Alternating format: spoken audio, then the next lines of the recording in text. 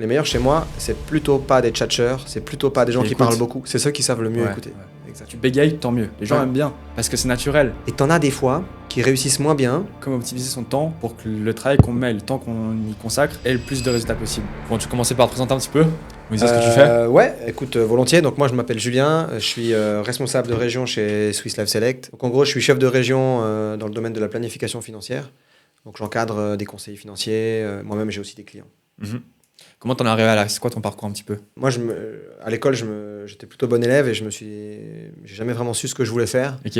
Donc j'ai d'abord été en uni en médecine. Après, j'ai fait 5 ans de droit, un master. Ok. Puis à ce moment-là, je voulais faire avocat. Ouais. Puis j'hésitais encore un petit peu, alors j'ai refait encore un deuxième master en HEC. Et puis j'ai tout de suite commencé à travailler comme juriste d'entreprise. Ok. Dans l'horlogerie, parce que c'était ma passion à la base. Wow. Et au bout de 4 mois, je me suis rendu compte que 1, j'étais pas bon. Ouais. Et 2, j'aimais pas du tout ça. Ok. Donc je me suis beaucoup remis en question et je cherchais un job plutôt dans le domaine commercial. Ouais. En fait, j'avais envie d'un nouveau challenge, j'avais envie d'un truc un peu entrepreneurial, j'avais envie de quelque chose où je rencontrais des gens tous les jours, où je bougeais. Ouais. J'étais un peu frustré dans mon ancien job où j'étais un peu tout le temps derrière un écran d'ordinateur. C'était assez monotone, et puis ce côté un peu salariat où finalement que tu sois bon ou pas bon, t'es payé pareil, que tu restes longtemps ou pas longtemps, t'es payé pareil, que des fois t'as pas de job et que tu dois être là. Ça, c'était aussi un truc que je détestais. Donc voilà, je me suis dit, il me faut un truc plus dans l'action, quoi. Et puis comme j'étais passionné par l'horlogerie, je me suis dit, vas-y, je vais faire de la vente dans l'horlogerie. Et donc je cherchais à être... Mon rêve, c'était de devenir un Area Sales Manager. C'était le job pour être vendeur à l'international dans le monde du luxe et dans l'horlogerie. Et puis ça j'ai pas eu énormément d'opportunités, en tout cas à ce moment-là. Et puis j'ai vu une annonce, cherche conseiller financier. C'était assez racoleur, je me rappelle à l'époque. Tu pouvais devenir chef de team, faire une formation, salaire très intéressant ou rémunération à la performance, tout ça. Je me suis dit, tiens, pourquoi pas, puis j'ai postulé. Okay. Et le gars qui m'a reçu à l'époque, il avait une trentaine d'années. Moi, j'avais 23 ans, 24 ans. Ouais. Et il était déjà chef, il dirigeait un bureau, etc. Et je me suis dit, tiens, je m'attendais à avoir un financier, quoi. Un mec de 50 ans, un peu bedonnant, avec un vieux costume. Et non, j'avais un mec de 30 ans assez dynamique. Et il m'a expliqué, en gros, que il fallait travailler beaucoup. Mais qu'en contrepartie, on pouvait bien gagner sa vie et faire des formations, etc. Et je me suis dit, let's go. Tu vois, moi, j'avais 24 ans, je me suis dit, j'ai rien à perdre. En plus, ça me permettait de rester, de ne pas déménager, etc. Enfin, c'était à l'époque à Neuchâtel. Donc, tu as commencé... Parce qu'en fait, tu as dit que tu avais fait un master du coup de 5 ans. Ouais. Et à 24 ans, tu as complètement transitionné. Tu as déjà bossé du coup en horlogerie avant. Ouais. Tu as commencé tôt du coup. Ouais. En fait, j'ai fait... Moi, j'ai eu la matu très tôt et après, j'ai fait l'uni. Ok. Et après, je me suis retrouvé assez vite dans le monde du travail. Ouais. Mais assez vite, quand tu fais un apprentissage, tu travailles à 16 ans. Quoi. Bien sûr. HEC, c'était à Lausanne? Non, moi, j'ai fait toutes mes études en France. Je suis franco-suisse. Okay. Donc, j'ai fait la fac de droit à Nancy et j'ai fait l'école de management de Lyon. Ah, bien. Business school, en gros. C'est pour ça que je dis HEC, parce que voilà, en Suisse, c'est HEC. Bien sûr. Mais, et c'est ce qui m'a permis d'avoir ce stage, en fait. Je cherchais un stage de fin d'études dans l'horlogerie, dans un grand groupe. J'ai trouvé ça parce que en fait, le CFO de cette marque, il avait fait mon école. Ouais.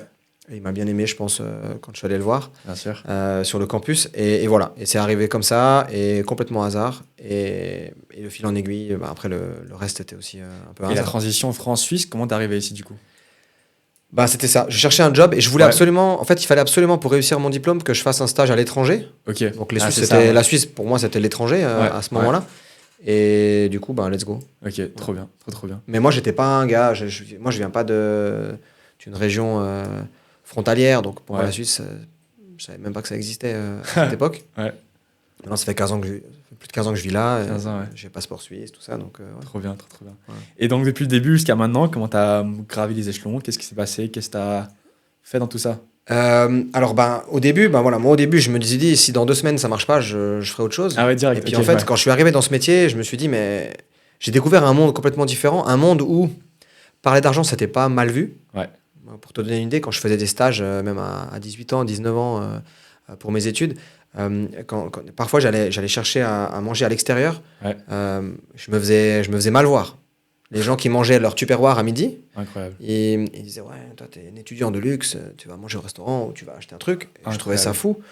Et quand j'étais salarié, il y avait aussi un petit peu une ambiance où je trouvais les gens un peu négatifs. Alors pas tous heureusement, mais il y avait un truc quand même assez morose, en tout cas là où j'étais, dans l'industrie.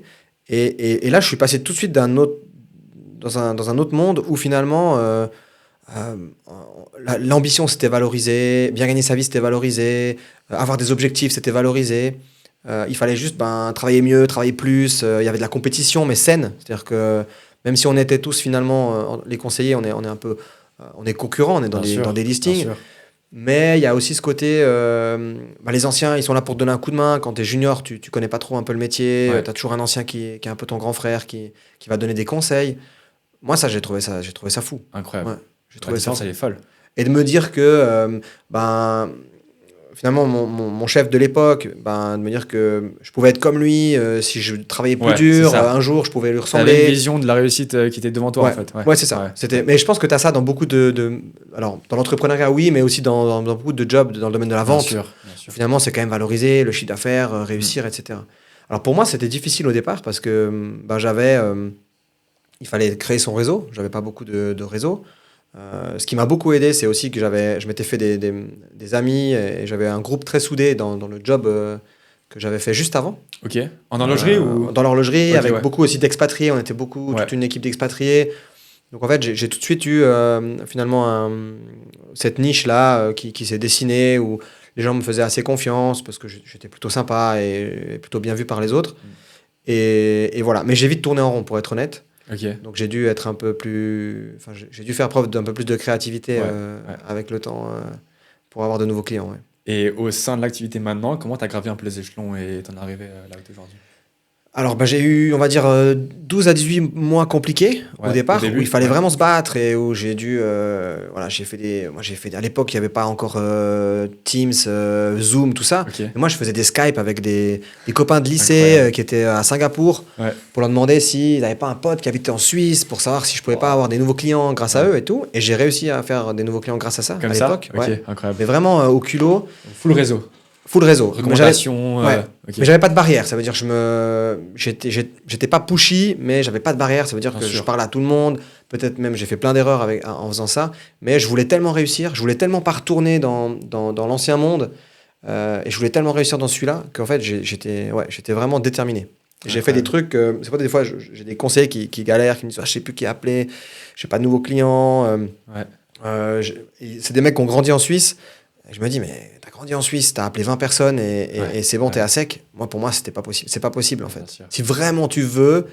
Après, il y a tout un truc, il y a tout un mindset à changer. Ça veut dire, c'est clair, en Suisse, on n'aime pas trop déranger les gens, on n'aime pas trop demander quelque chose. C'est ça, bien sûr. Donc, les gens ont été formatés là-dedans, en fait. Ouais. J'imagine qu'en France, c'est un peu différent. Peut-être, en France, je pense qu'il y a quand même plus, on a quand même plus la mentalité opportuniste. Ça, je vais pas mentir. Exactement. Et en Suisse, c'est plus, c'est moins évident. En tout cas, pas pour tout le monde, mais c'est quand même moins évident d'aller vers les autres et tout ça. Bien sûr. Que pour certains Français, j'imagine. Donc, qu'est-ce sur comment justement à ces conseillers financiers qui sont un petit peu bloqués dans leur prospection et qui du coup justement sont un peu à sec rapidement? Qu'est-ce que tu leur dirais par rapport à ce que tu as fait toi? Les conseils que tu donnes par la suite, c'est quoi qui t'a vraiment Alors nous, on donne des conseils, mais en fait, nous, on fait vraiment un travail de coaching. C'est un coaching mental. C'est vraiment, il faut faire tomber les barrières, il faut travailler la communication. Il y a beaucoup de mindset, du coup. Beaucoup de mindset. Okay. Et encore une fois, c'est pas j'ai peur d'appeler, donc j'appelle pas. C'est qu'est-ce que maintenant, comment je peux contacter ces gens? De quelle manière je peux les contacter pour me sentir à l'aise et pour que ce soit efficace et pour que finalement le message que je veux transmettre et ce que je veux arriver à faire capter, ça passe, mais sans être forceur. En fait, c'est ça, la prospection, être commercial, pour moi, je dis toujours que c'est un art. C'est l'art d'aller vraiment saisir les opportunités, c'est l'art d'insister sans être lourd, c'est gagner l'humain, ça s'apprend pas en 2 secondes, comme ça, en 15 minutes. C'est hyper intéressant, avec ton recul, qu'est-ce que tu retiens de ce genre de choses? Parce que c'est très humain. Il y a beaucoup d'émotions. Oui, exactement. Il y a beaucoup de comprendre l'autre avant de parler. Comment est-ce que tu as compris ça? J'imagine avec le temps, ça se fait bien sûr, mais c'est quoi les techniques ou les trucs que tu as retenus de tout ça par rapport à quand tu vois la personne en face d'elle? Comment est-ce que tu réagis par rapport aux différents profils que les gens peuvent avoir? ou les différentes énergies qu'ils peuvent dégager, suivant si la personne est directement à fond ou si elle est extrêmement réticente. Comment est-ce que tu gères quand tu démarches quelqu'un à froid à 100%? Alors nous, le démarchage à froid, on le fait pas trop, hein. On est Ok. vraiment plus sur le réseau, Ouais. avec le bouche à oreille. Mais on fait à l'engagement, quand on engage un conseiller, on fait son test de personnalité. Ouais. C'est un test qui s'appelle le Insight, avec les couleurs, hein, jaune, bleu, vert, Ouais. rouge, je sais pas si tu Fameux, connais. ouais, le fameux, Ouais, bien le sûr. fameux. Et en fait, on apprend à l'utiliser après avec le temps en clientèle.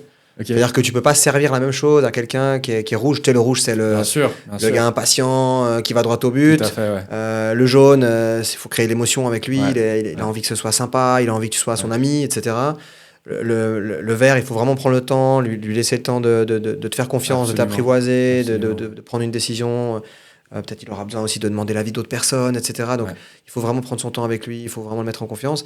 Et un bleu, ben, il faut être très rationnel, ça veut dire lui montrer par A plus B que, si possible avec un fichier Excel, que ce que Absolument. tu lui dis c'est juste et qu'il Absolument. va gagner au bout C'est du compte. analytique. C'est très analytique, voilà. Ouais. Et mais ça prend du temps, hein, au début tu te plantes, quoi. Bien sûr, bien Au début, sûr. tu... Sauf que même si tu sais, il faut le reconnaître en face. Oui. Elle va pas te le dire. Non, exactement, Elle on va va te pas te montrer le des dire. signes, mais il Ouais. faut le comprendre. Ouais, directement. exactement. Donc, Faut comprendre. Et l'attitude, même le physique, parfois, tu c'est vois ça, quelque ouais. chose. Ouais.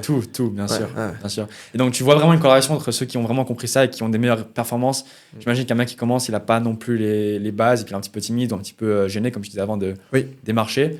Est-ce que tu vois vraiment une différence dans l'évolution des ceux que tu vois au quotidien, qui commencent et qui ensuite, au fil du temps, comprennent mieux l'autre? Ouais.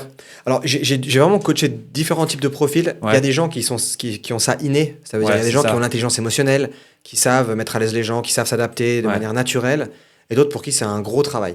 Ouais. Et je suis assez fier de ça parce que j'ai quand même réussi, dans ma carrière, à coacher des gens qui n'avaient pas du tout le profil. Tout à fait. Souvent, ouais. on dit toujours ah, mais vous, il faut être bon vendeur, tchatcheur, etc. Et je déteste cette idée reçue parce Ok, que, pourquoi? en fait, mes meilleurs conseillers, c'est l'antithèse de ça. Ok. C'est-à-dire, les gens qui sont les meilleurs chez moi, c'est plutôt pas des tchatcheurs, c'est plutôt pas des gens Qui qui écoutent. parlent beaucoup, c'est ceux qui savent le mieux Ouais, écouter. ouais. Exact. Bien sûr. Qui servent vraiment les clients dans leurs intérêts, qui ont cette approche relationnelle très forte, Ouais. qui arrivent à simplifier aussi des choses compliquées, Ouais. qui font bien leur boulot, quoi. Bien sûr. Le tchatcheur, on va pas se mentir, qui aujourd'hui réussit à long terme dans n'importe quel business de la vente avec ce stéréotype Impossible. de je suis un manipulateur, grande gueule, ça Impossible. n'existe plus en fait. Impossible. Donc Impossible. ça peut pas Et exister. encore moins, on voit beaucoup ça sur le marché américain. Ouais. C'est un truc que nous, dans la vente aussi, on apprend parce que forcément, c'est un peu la même chose. Il faut Ouais. qu'on comprenne un peu les profils, etc. Et on voit ça beaucoup aux States où voilà, il faut hard closer les gens, c'est-à-dire aller changer leur façon de penser, remettre en question, challenger. Impossible. Impossible. Et le marché suisse encore plus parce que les gens n'aiment pas être mis en question. Ils détestent ça.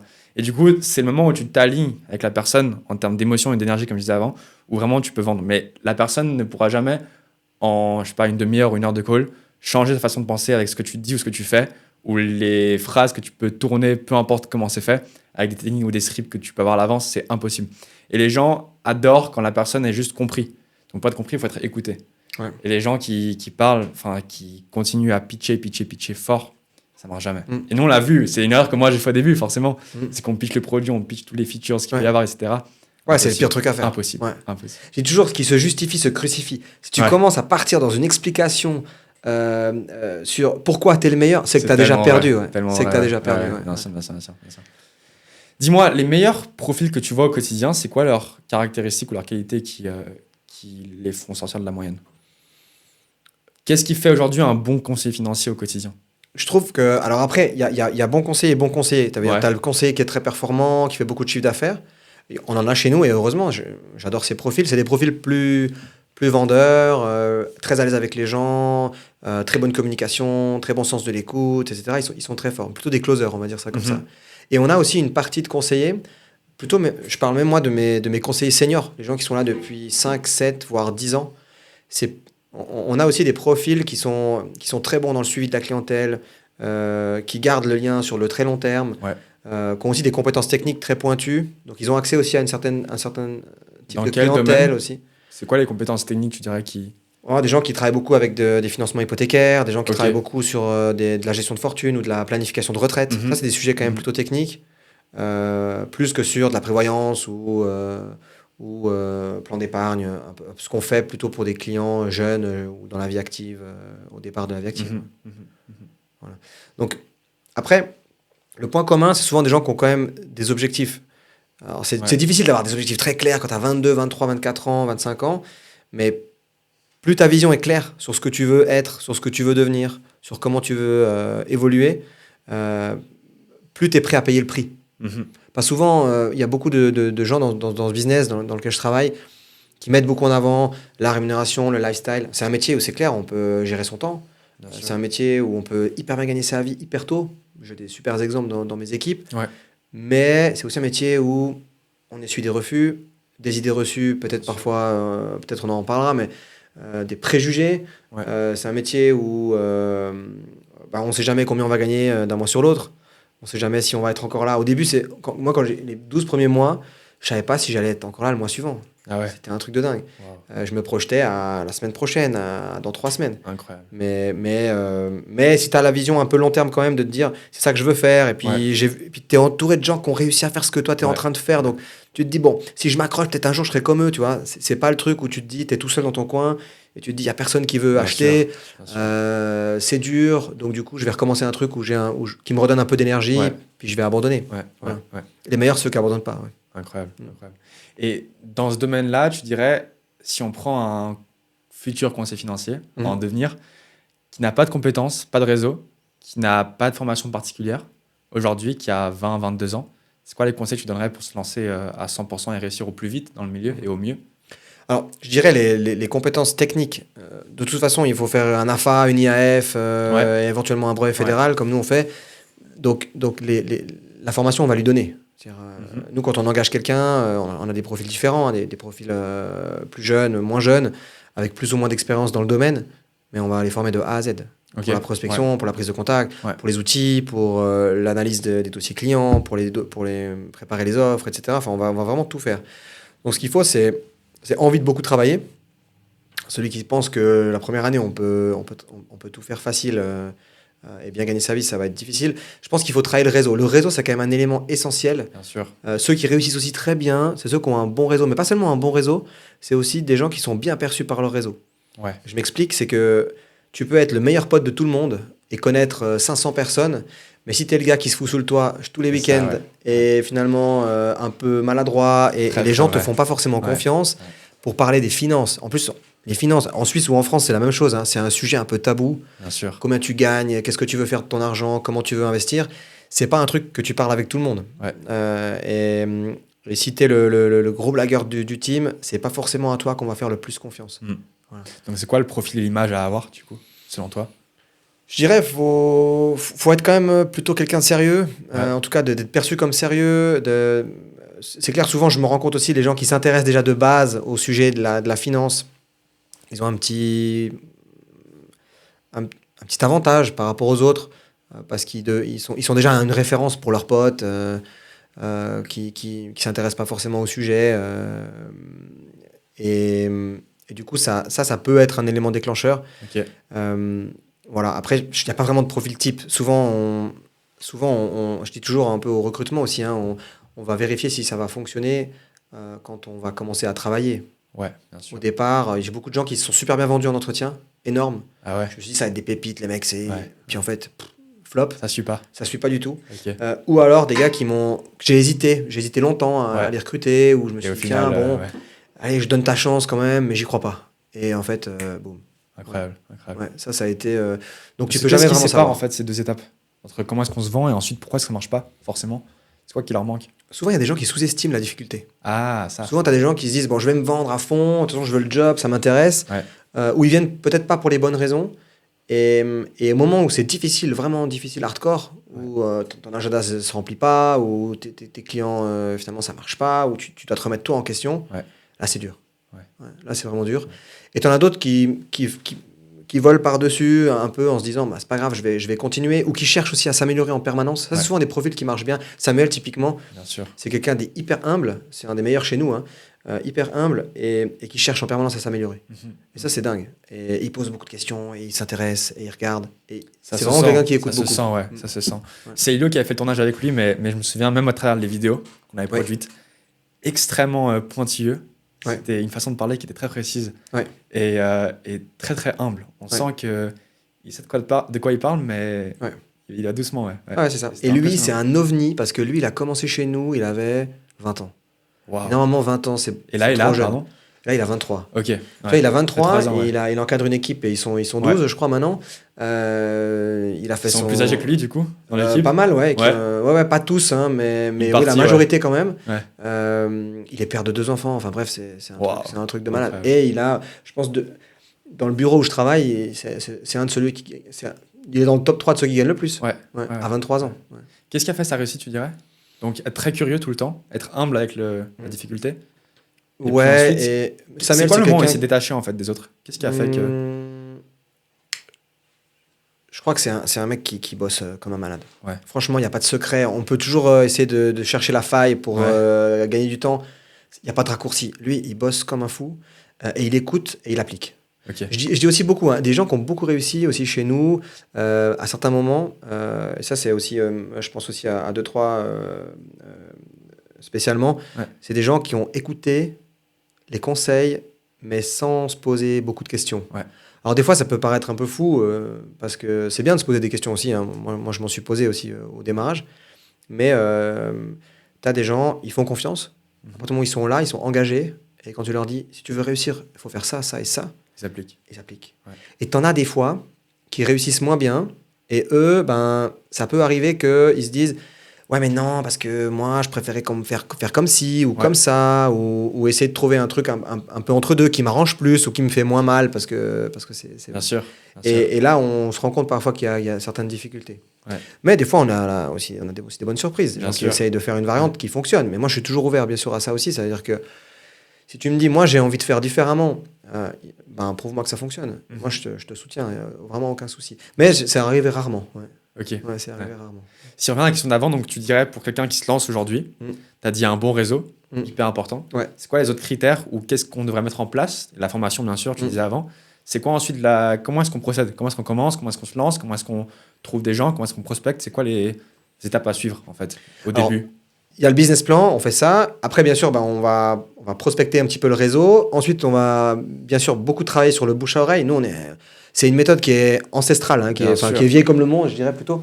Et on utilise ça parce que ça fonctionne bien et parce que ça nous permet aussi d'avoir toujours du leads qualifié. Ouais. Hyper Forcément. qualifié. Et aussi, c'est pas du tout du cold calling. Ça veut dire, quand tu as un client qui a testé le service, qui a fait deux entretiens de 2 heures, même peut-être 3, à qui tu as prouvé ta plus-value, qui dit à son pote, j'ai mon super, Ça vaut franchement, de l'or. Elio, c'est mon conseiller, il est vraiment top, il fonctionne beaucoup grâce au bouche à oreille, c'est pour ça que je vais donner ton numéro, il va t'appeler, regarde peut-être avec lui, ça peut être sympa. Et ça fonctionne. Maintenant, ce que je remarque aussi, c'est que je pense que cette méthodologie seule, si elle est hyper bien appliquée, ça fonctionne dans tous les cas, mais je remarque aussi quand même que c'est pas toujours facile, et ça dépend avec qui. Ok. Il y a des clients pour qui c'est pas naturel de donner des contacts. Il y a des gens qui ont, même si on a vécu une belle expérience, qui ont peut-être aussi des réticences à proposer ce genre de démarche. Ok.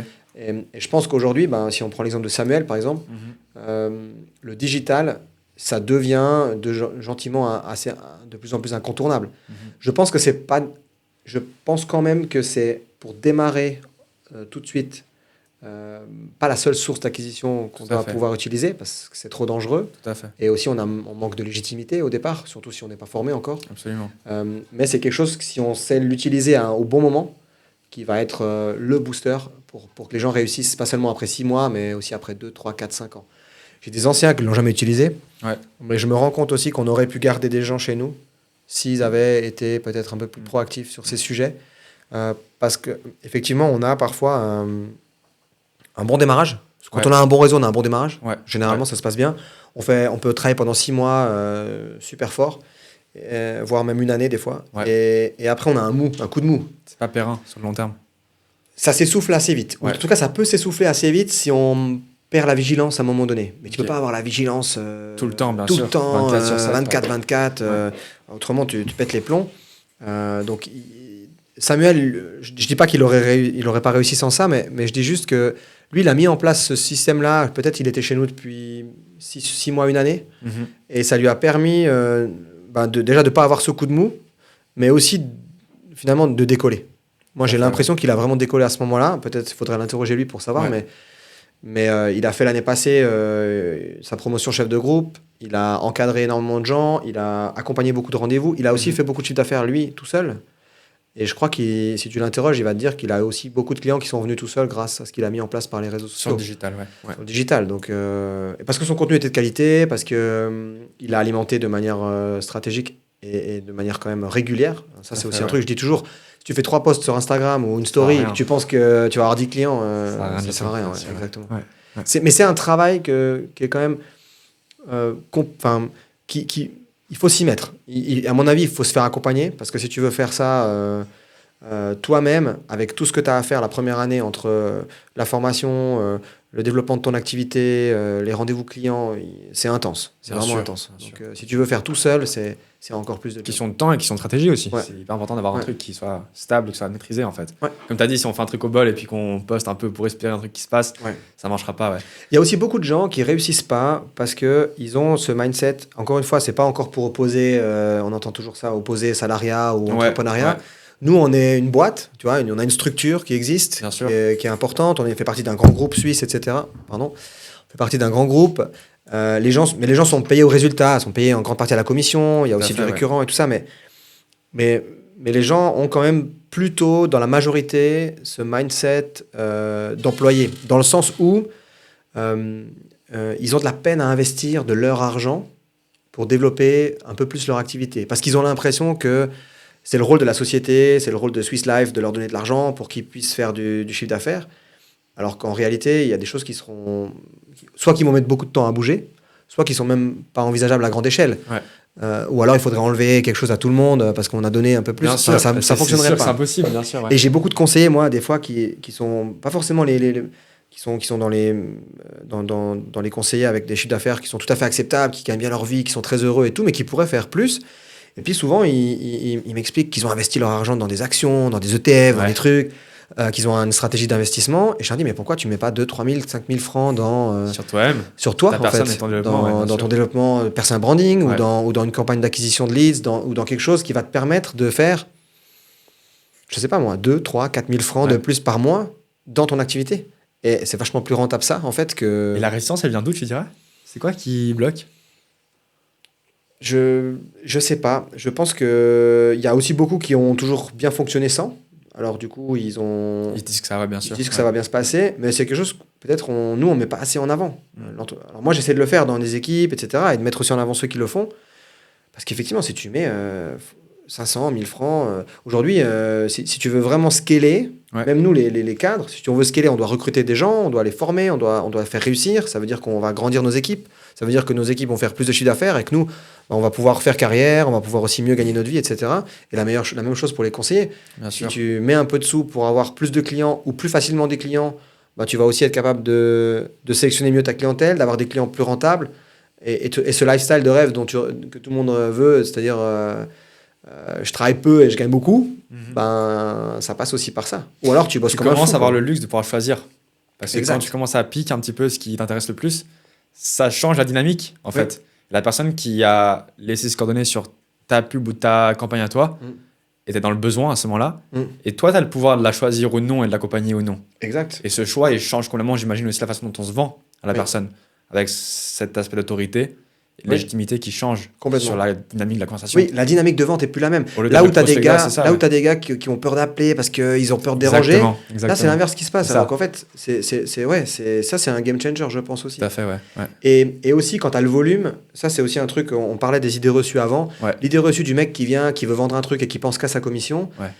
Moi, je me bats contre ça parce que, en fait, je forme les gens, quand je les engage, je les forme toujours en leur expliquant que si tu veux bien faire ton boulot, ça veut dire si tu veux faire ton boulot longtemps, avoir bonne réputation, ta réputation en 2 secondes elle est cassée si tu fais de la M. Si tu veux durer dans ce métier vraiment longtemps, il faut faire à tes clients ce que tu ferais pour toi-même. Mais si tu veux rester dans cette dynamique-là, à long terme, en fait, la seule solution pour bien gagner ta vie, c'est d'avoir du volume. Ça veut dire que si tu as 10 rendez-vous, 15 rendez-vous, 20 rendez-vous, tu t'en fiches de savoir qui va acheter quoi. Absolument. Tu fais ce qu'il faut, tu fais bien ton boulot, et les gens, ils vont consommer ce qu'ils ont besoin si ça fait du sens pour eux. Et toi, tu n'es plus dans ce truc de « mince, si j'ajoute pas un truc ouais. ou plus au panier, tu vois, moi je vais avoir des problèmes pour payer mon loyer. Bien sûr, bien sûr. C'est la raison principale pour laquelle il y a ces préjugés-là. Et je me dis que si on veut que le travail soit fait de meilleure qualité, il faut augmenter clairement le volume de leads ou le volume de clients potentiels. Et pour ça, le digital, c'est aussi un truc où je me dis, OK, une fois que t'as ton réseau, il a été épuisé, ou que tu as travaillé ton bouche à oreille vraiment bien, mais que finalement tu te rends compte qu'à un moment donné, tu es peut-être parti dans un truc que tu voulais pas aller. Ouais. Là, tu as, à mon avis, une source d'acquisition annexe. Ça peut devenir un truc accessoire, comme ça peut devenir finalement un truc principal. Je crois que pour Samuel, l'année passée, c'était quasiment principal. Ah ouais. Après, je sais qu'il a eu d'autres avec le temps et l'expérience qu'il a, et maintenant le fait qu'il ait de l'expérience. Il a aussi des clients qui viennent tout seuls. Ça, c'est aussi un peu après le cercle vertueux. Hein. Moi, ça fait 15 ans que je fais ça. En vrai, je fais plus vraiment de prospection. Après, je fais plus beaucoup de clientèle pour moi, mais quand même encore un peu. Mm-hmm. Et je sais que les gens me voient soit sur LinkedIn, enfin mes clients me voient sur LinkedIn et puis pensent à m'appeler. Ouais. J'envoie peut-être un ou deux mailings à l'ancienne encore chaque année pour que les gens ne m'oublient pas. Mais en vérité, la plupart des clients qui m'appellent, c'est parce qu'ils ont été recommandés par quelqu'un qui me connaît ou qui est client chez moi. Bien sûr. Donc ça, mais ça vient avec le volume que tu as eu dans le passé. Et ça, c'est bien parce que ça fait 14 ans que je fais ça. C'est ça, voilà. Exactement. Sinon, au début, tu n'as pas ce réseau-là qui va ensuite t'apporter la recommandation qui vient avec. Donc même si tu penses, même si tu espères, tu sais, tu te dis, je vais faire bien. Moi, j'avais cette espèce de naïveté au début. Je me disais, si je fais bien mon boulot, si je me donne pour mes clients, tout le monde va penser à moi, tout le monde va parler de moi. Tout le monde va parler de moi et je vais avoir un retour. Alors, le retour, je l'ai eu, mais pas du tout au début. Bien sûr, ça veut dire, ça m'a pris, je pense, ça a pris 3-4 ans facile. C'est humain en soi. Les gens s'en fichent. Ils ont fini ça avec toi et ils s'en fichent. C'est ça. Si tu ne demandes pas, tu ne vas pas chercher la chose, c'est impossible. Impossible.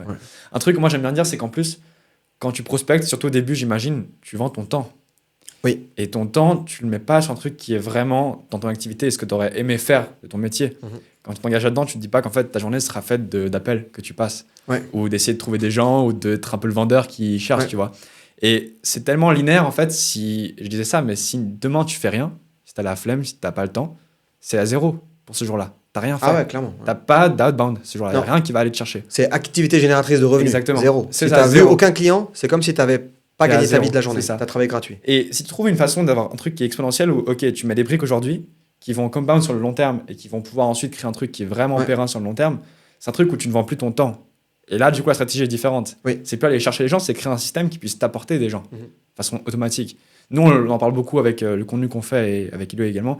Mais c'est un truc où, en fait, tu dois montrer aux gens qui tu es, ce que tu fais, ce que tu offres. Ta légitimité aussi, comme je disais avant, c'est un truc, les gens ont des préjugés. Et une fois que tu fais ça, les gens viennent à toi directement. Et c'est là où ensuite tu peux commencer justement à choisir un petit peu à qui tu bosses aussi. Et c'est là où tu changes la dynamique complètement. Et c'est là où, en fait, nous, on se dit, le temps que tu aurais mis à prospecter des gens tous les jours, tu le mets à créer un système pour toi qui est vraiment périn sur le long terme.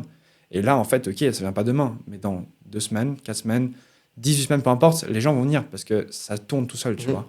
Si demain, tu n'as plus le temps de faire ce que tu es en train de faire, ton système, il tourne toujours. Et les gens viennent. Et c'est là où tu changes la dynamique, en fait. Il n'y a plus de prospection, de trucs à froid, et c'est horrible. C'est horrible. Moi, je ne me verrai plus aujourd'hui, on l'a fait au début, mais prospecter et chercher les gens, c'est un truc qu'on ne fait plus. Parce que c'est un truc où on vend notre temps, en fait, à la fin de la journée. Et on ne se concentre pas sur ce qui vraiment nous rapporte de l'argent et des résultats, tu vois. Ouais, clairement. Et je pense que c'est pareil pour votre domaine. J'imagine que c'est la même chose qui se passe. Donc ouais, c'est important. Et si les conseillers sont bien organisés, même au départ, parce que comme tu dis, souvent on veut un truc, on veut avoir une action, réaction, résultat. Ça, ouais. Et les intérêts composés dont tu parles, c'est valable pour tout ce qu'on fait dans notre business, mais c'est valable aussi si tu veux un jour te lancer dans le personal branding ou le digital. C'est qu'il faut commencer le plus tôt possible pour que les résultats ils viennent au moment où tu en as le plus besoin. Voilà. Donc, je dirais que c'est quoi la friction avec les... Parce que je pense que beaucoup de gens, après c'est une question d'âge, mais les gens ont du mal à se lancer sur les réseaux, c'est normal. Mais c'est quoi qui freine? Je pense que c'est une question d'image, c'est une question de... Ouais, je pense qu'il y en a qui se sentent pas légitimes quand ils démarrent. Ça, c'est très possible. Je pense que c'est une question qui pensent qu'ils n'ont pas le temps. Je disais qu'alors au début, c'est très intense, ça c'est vrai. Ouais, bien sûr. Mais en y réfléchissant, tu sais, si on a tous 24 heures dans la journée, et en fait, c'est qu'une question d'organisation.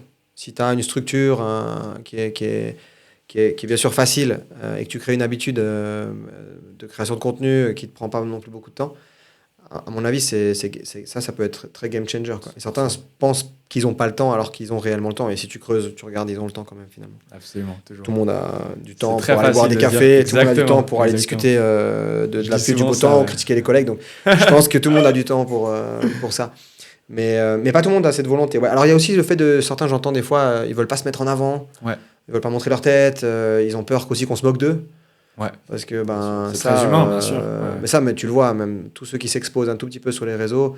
Moi, je sais qu'en postant 2 fois par semaine sur LinkedIn pendant une année, je sais qu'il nous fait chier avec ses posts LinkedIn, là, on le voit tout le temps. En plus, il se met en photo lui-même, il doit se kiffer parce qu'il se fait un selfie. Ouais. Sauf que je leur explique toujours que si tu mets pas ta tronche en photo sur les réseaux, l'algorithme il te relaie pas, donc en fait ton truc il sert à rien.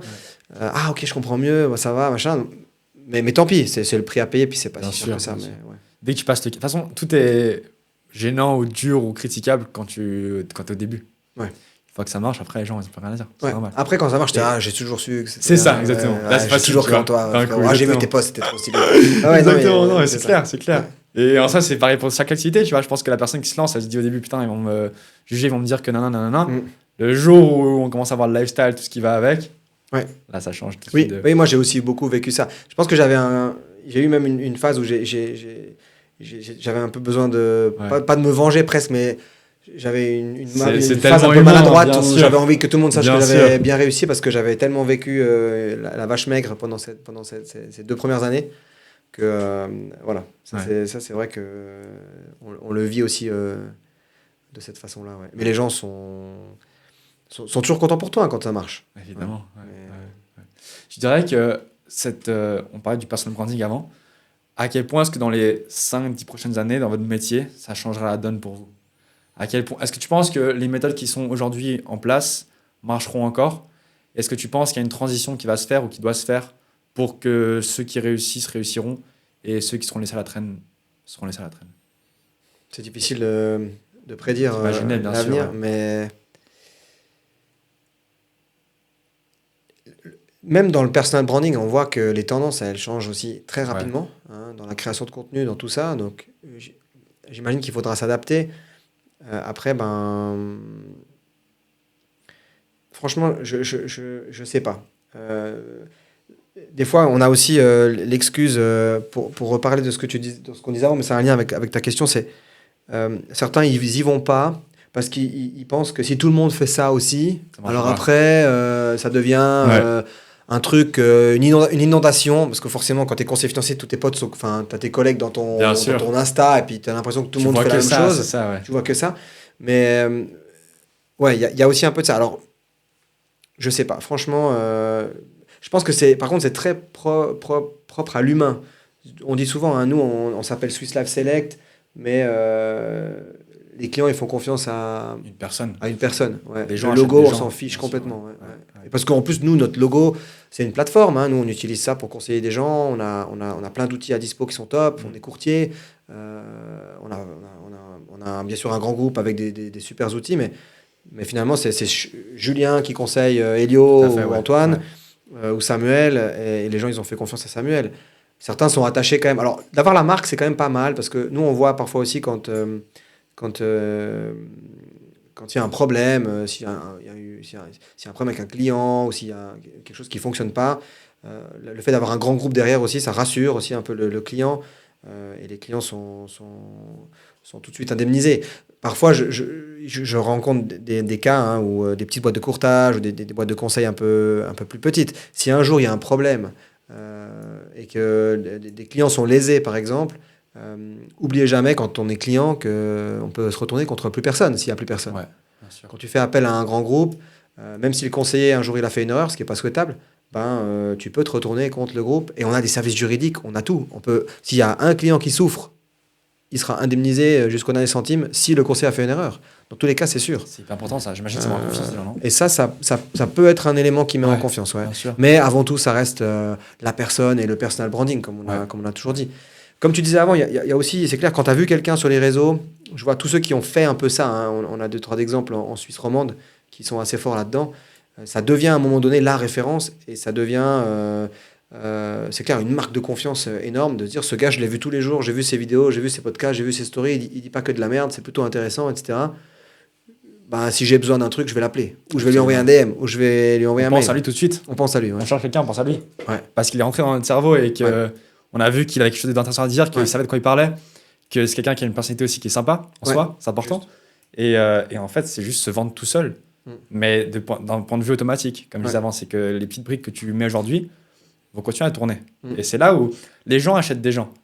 Et ça change. Avant, c'était la marque, le design, qu'est-ce qui met en confiance, etc. Aujourd'hui, on peut être dans un groupe qui en soi ne nous parle pas parce qu'il n'y a pas de grand marketing. Mais si la personne a une image qui est forte, les gens ils sont attirés par ça. Et ça nous fait penser à lui tout de suite. Moi, j'ai plein de domaines où je me dis, ok, la référence, c'est lui. Et en fait, qu'est-ce que j'en sais? C'est juste que tous les jours, il poste, je vois sa tête, je vois ce qu'il dit, je me dis, ok, ça a l'air cohérent. Et d'un coup, en fait, bah, c'est vers lui que je me tourne, tu vois, pour aucune raison. En soi. C'est ce qu'a fait Édouard Claire, c'est ce qu'a fait Albert Colombi. Exactement. Est-ce que toi, tu as une vision par rapport à ça? Tu vas continuer à développer ou comment est-ce que tu vois la chose pour toi? Moi, j'aimerais recruter aussi plus. Moi, c'est même pas tellement pour la clientèle que j'aimerais vraiment mettre en place quelque chose. J'aimerais être la référence pour un jeune diplômé qui se lance, qui veut devenir conseiller clientèle dans ce domaine. J'aimerais être ce mentor-là, cette personne à qui on fait confiance pour nous former, pour développer nos équipes, etc. Très bien. Donc, on va voir comment on peut faire ça. J'imagine bien, ouais. Mais c'est cool, c'est très cool. Non, j'ai vraiment envie de faire ça. Je sais pas encore si je vais faire beaucoup Instagram, si je vais faire des podcasts ou des vidéos YouTube, ou je sais pas. Il va falloir que je trouve aussi un moyen, et ça, j'aurais aussi peut-être besoin de votre aide pour savoir qu'est-ce qui va me prendre le moins de temps, et qu'est-ce qui va le mieux plutôt s'intégrer dans mon emploi du temps, par rapport aussi à ma cible, peut-être plus pour le recrutement, mais aussi pour une clientèle de haut niveau, parce que j'ai aussi aujourd'hui quand même des clients plutôt d'un haut niveau, et ça, c'est quelque chose que j'aime toujours faire. Moi, j'aime le terrain. J'aime pas juste être dans mon bureau et dire aux autres comment faire. J'ai l'intention de continuer à le faire, donc un peu de manière duale. C'est hyper pertinent ce que tu as dit, parce qu'en fait, c'est vraiment comme optimiser son temps pour que le travail qu'on met, le temps qu'on y consacre, ait le plus de résultats possible. Oui. Et les gens se disent, j'aurais pas le temps parce qu'il faut des vidéos qui soient... Bah, par exemple, là, on fait un podcast, tu vois, un truc, c'est un studio hyper pro, hyper nickel, hyper léché, avec du montage, des cuts, un truc qu'ils savent pas faire. Oui. Et en fait, aujourd'hui, ça change. Parce que les gens en ont marre de voir sur des trucs survendus, surcréés, avec des effets de partout, tu vois, pour tirer l'attention des gens. Ça marche plus du tout. Et les gens adorent quand c'est naturel et spontané. Ouais. Quand juste tu sors ton tel, moi j'aime bien dire juste caméra arrière, tu parles et tu fais aucun cut. Si tu bégayes, tant mieux. Les gens aiment bien parce que c'est naturel. Et en fait, tu veux pas le faker. Tu vois, si je fais 20 cuts, qu'est-ce que j'en sais si entre deux j'ai bégayé, si j'ai dit un truc qui était faux? En fait, les gens savent pas si j'ai dit un truc que je sais ou si j'ai lu un script. Tu vois. Alors que si tu sors ton tel et que tu parles, ça se sent quand tu sais de quoi tu parles. Tu vois. Ça se sent quand tu arrives juste à sortir des trucs au bol et que en fait tout fait sens, tout est cohérent parce que tu connais le truc. Et du coup en fait les gens aiment bien ce truc de partager et en fait c'est le truc qui prend le moins de temps. Quand tu as vraiment une expertise qui sert aux gens, mets-la en avant. Le reste c'est du filtre, tu vois. Ça sert à rien. T'es d'accord que se nicher c'est un truc hyper important? Je sais pas si c'est un truc sur lequel tu bosses, mais que la personne ait une cible en tête. Parce qu'un truc que moi j'aime bien dire, c'est pas un hasard qu'on paye le cardiologue 10 fois plus que le généraliste. Tu vois, parce qu'il a une compétence qui est x10. Pourtant, est-ce qu'il y a plus de gens qui ont besoin d'un généraliste ou d'un cardiologue? Il y a plus de gens qui ont besoin d'un généraliste. Sauf que ensuite, le cardiologue, c'est lui qui facture. Ouais, exact, c'est juste. Parce que c'est lui qui connaît, c'est lui qui a la science dans ce domaine-là. Tu vois. Mais il faut une niche qui soit cohérente. Le mec de 22 ans qui me dit je conseille les médecins. Rien à voir. Ouais, les médecins, on sait que c'est un super client et tout, mais ça joue pas. Faut vraiment choisir. Il faut être aligné avec la personne. Faut être aligné avec qui on est. J'ai entendu que tu avais développé une app aussi qui aidait tes collaborateurs. Ouais, je te remercie de m'en parler. En fait, l'idée était la suivante, c'est qu'un jour, avec mon associé que tu connais bien, un jour, on a eu une discussion et il me dit, mais quels sont les problèmes que tu as chez toi qu'on pourrait régler facilement avec une application ou en utilisant l'intelligence artificielle. Et puis, je lui parlais des téléphones, de la prospection. Finalement, chez nous, il y a deux trucs qui font peur aux gens. C'est prospecter et puis c'est le salaire variable.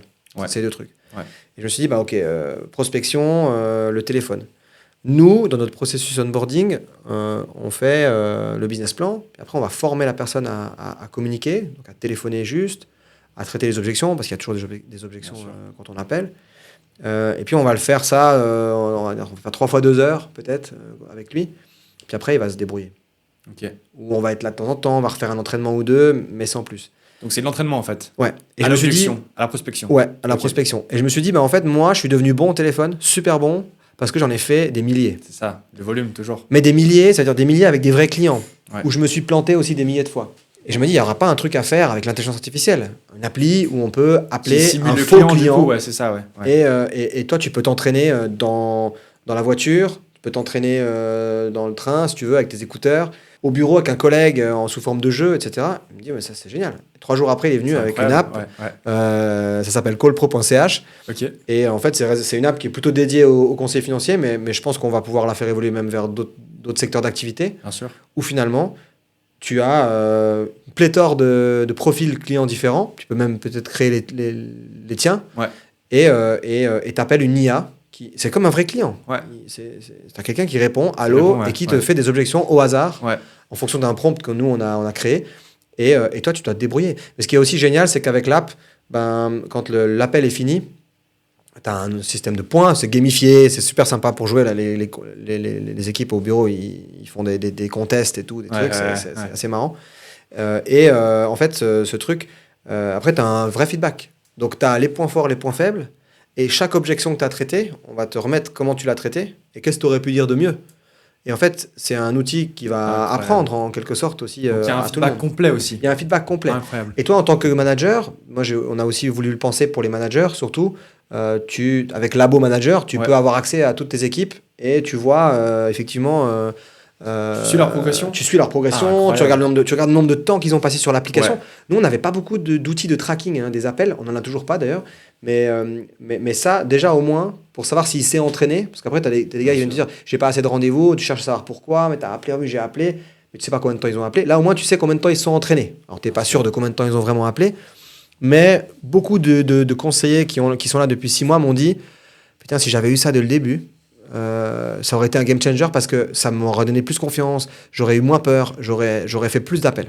Et partant de là, je me dis, ça peut que être une réussite parce que voilà. Et puis après, je sais qu'il existe dans des gros CRM de vente, des systèmes comme ça aussi où ils utilisent l'intelligence artificielle, notamment en B2B.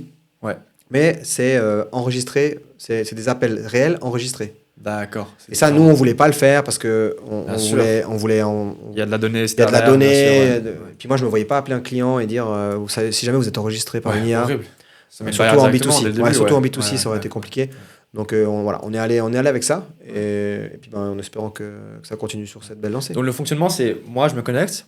Ouais. Je peux appeler, suivant la difficulté, tu as du profil aussi. Ouais. Je peux mettre un profil qui est très dur ou à closer ou moins dur, etc. Exactement. Et ensuite, l'appel, c'est vraiment une voix qui parle. Ouais. Et donc ensuite, je parle, etc. J'essaie de closer le truc. Ouais.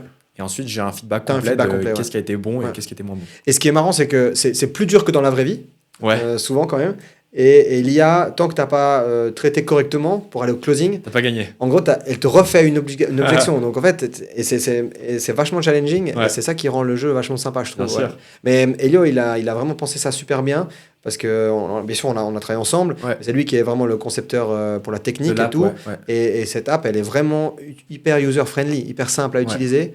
Que tu te logs dessus, tu as un gros bouton pour aller faire des calls. Et puis tu choisis ton profil, tac, t'es parti. C'est génial. C'est vraiment bien fait. Très fort. En tout cas, bravo. Merci beaucoup. Je pense qu'il y a un bon futur là-dedans, vraiment. J'ai une dernière question pour toi. C'est quoi tes objectifs, ta perception pour toi à 5-10 ans? Tu parles au sens large professionnellement? Personnel et professionnel, ouais. Moi, Comment est-ce que tu le vois dans 5-10 ans? Moi, j'ai un grand objectif de vie, c'est d'avoir le choix de partir à la retraite à 50 ans. Ça, c'est mon grand objectif. Je sais plus ou moins ce que je dois atteindre pour y arriver. Et c'est ça qui me drive. Moi, j'ai pas envie d'être un boomer actif. J'ai pas envie d'être dépassé. J'ai envie de profiter de la vie et de faire ce que j'aime au bout d'un moment. Alors, je fais ce que j'aime. J'ai de la chance aujourd'hui. Je fais vraiment ce que j'aime. Mais peut-être de lever le pied ou des choses comme ça, mais le plus tôt possible. Ce serait ça mon objectif de vie. Et dans 10 ans, là, j'ai 38. Dans 10 ans, j'ai 48. Donc dans 10 ans, je serai en train de préparer mon départ. Voilà. Ça veut dire laisser aussi aux jeunes générations, donc à des gens plus jeunes que moi, ma place et le flambeau avant que je sois dépassé, avant que je suis plus dans le coup, des choses comme ça. Pas celui qui s'accroche à son Exactement, poste. pas celui qui s'accroche à son poste, ou plutôt avec ce rôle de mentor. Voilà. Moi aujourd'hui, c'est clair, je fais encore beaucoup de clientèle, j'encadre beaucoup, j'ai 35 personnes à gérer, 5 chefs de groupe. Donc en fait, ça me prend énormément d'énergie et j'aimerais, c'est clair, dans 10 ans ou même dans 5 ans, être vraiment plus un encadrant que que d'être encore tout le temps sur le terrain comme je le suis aujourd'hui, même si j'adore ça. Voilà, d'avoir une vie peut-être un peu plus automatisée aussi sur certains process et tout ça. Ouais, voilà. Laisser la place aux autres pour ces choses-là. Et du coup, par rapport à ça, comment est-ce qu'on prévoit une retraite à 50 ans et pas à 64? C'est quoi les techniques Qu'est-ce qu'il faut prendre en compte? Je pense qu'il faut être prêt à investir beaucoup. Ouais. Il faut être prêt aussi à prendre des risques. Très tôt, j'imagine. Et le plus tôt possible. Ouais. Alors moi, je suis pas de ceux qui mettent. Je suis pas le FIRE. Hein. Je suis pas un FIRE. Moi, je mets pas de côté 80% de ce que je gagne. Ouais. J'ai aussi un lifestyle qui est, je pense, intéressant. J'aime profiter de la vie. Mais voilà, investir, prendre des risques. Moi, je suis investisseur dans les startups, je suis investisseur dans les actions, j'ai investi dans l'immobilier, j'essaie de créer des sociétés de temps en temps, ou des choses qui fonctionnent.